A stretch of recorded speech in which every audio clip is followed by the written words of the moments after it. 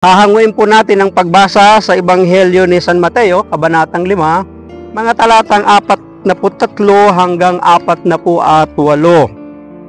Noong panahong iyon, sinabi ni Jesus sa kanyang mga alagad, narinig na ninyong sinabi, ibigin mo ang iyong kaibigan at kapuutan mo ang iyong kaaway. Ngunit ito naman ang sabi ko, ibigin ninyo ang inyong mga kaaway at idalangin ninyo ang mga umuusig sa inyo, upang kayo'y maging tunay na anak ng inyong amang nasa langit. Sapagkat pinasisikat niya ang araw sa masasama at sa mabubuti, at pinapapatak niya ang ulan sa mga banal at sa mga makasalanan.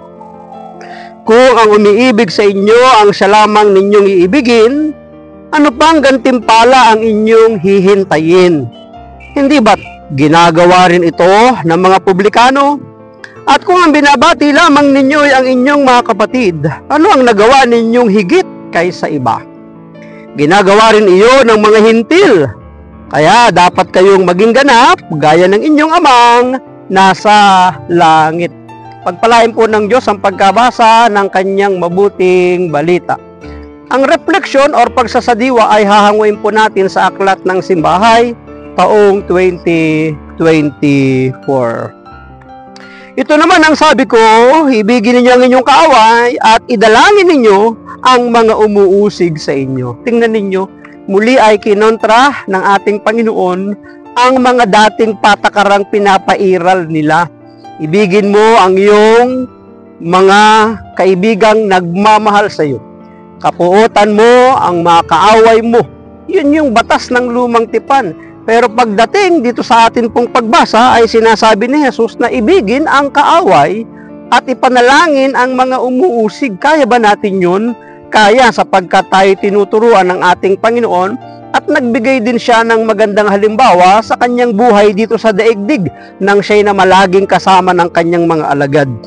Sa harap ng alitan o pagtatalo, normal lang na makaramdam ng galit, inis o takot. Totoo yun eh. Lahat tayo dumaraan diyan. Makapangyarihan ang mga emosyong ito dahil may agaran itong tulak sa pagkilos. Kaya nga minsan, di ba, sa kalsada, kapag medyo nagkakainitan ang parehong driver, ang parehong mga nagmumotor, nagbibisikleta, minsan sa sobrang init ng ulo, yung kapangyarihan ng galit at init ng ulo ay nakagagawa sila ng hindi magandang aksyon, di ba? So makapangyarihan ng emosyong ito dahil may agaran itong tulak sa pagkilos, pero mabilis ding humuhupa at nawawala. Mabuti kung nauuwi sa pagsisisi ang umaksyon agad na hindi nag-isip kung saan sila ihahatid ng simbuyo ng galit o init ng ulo. May pag-asa pa. Lagi naman nasa huli ang pagsisisi. Nagsisisi tayo kapag nangyari na yung bagay na hindi natin akalain dahil sa bugso ng damdamin. Pero magagawa nating magsisi agad, humupa yung ating galit upang hindi na tayo makagawa ng aksyong nakakasakit sa ating kapwa na ikapapahamak din natin.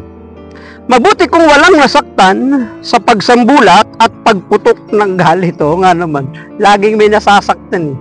Hindi man pisikal ang katawang na sugatan, pero ang damdamin na sugatan sapagkat ang ginamit na sandata ay bibig at dila. Walang taros na masasakit na salita ang binitawan laban doon sa taong kinagagalitan. Samantala, ang kawalan ng tiwala sa sarili, pagdududa at takot sa kapwa, ang nagdidikta kung hanggang saan lang tayo makikisama.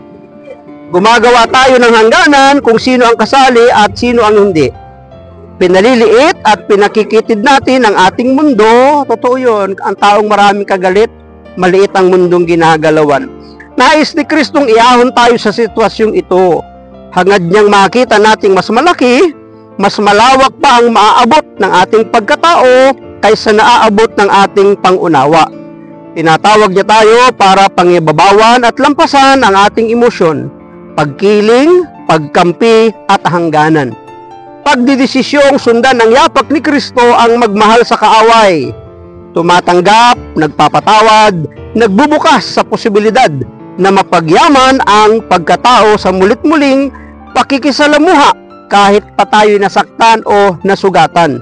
Naroon ang kaganapan ng pagkatao. Kaya nga napakahalagang tularan natin ang ating Panginoong Hesus. Maraming salamat at pagpalain tayo palagi ng ating Panginoon, ang akin lamang palaging sambit.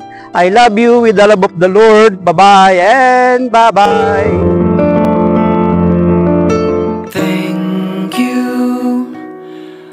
Thank you for your smile.